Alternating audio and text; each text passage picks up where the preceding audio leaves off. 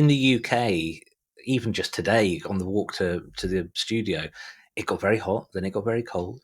And I can't help but worry about condensation. If I'm going to put something in my container, shut the doors, and probably not go back in for a very regular period of time, is condensation a problem? Yes, it can be. It depends on how you handle the container as well. If you put wet goods in, you're on a hiding to nothing. You're always going to have those goods sweating inside the container.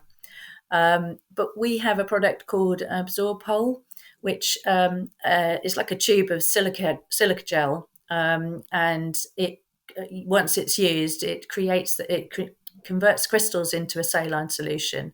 So it absorbs any excess moisture out of the container into these tubes of silica gel, and then they last about 2 to 3 months. Oh, So you'd need to replace them again, in 2 to 3 months' time. I mean, you don't always have to use those. It's really making sure you get plenty of air and dry air into your container when you're opening the doors. So if you're opening them on a wet, rainy day, of course you're going to get loads of moisture into that container. But if you're opening it on a nice sort of sunny, warm day, um, not warm day, a sort of fresh day, I suppose, um, fresh. then it should be fine.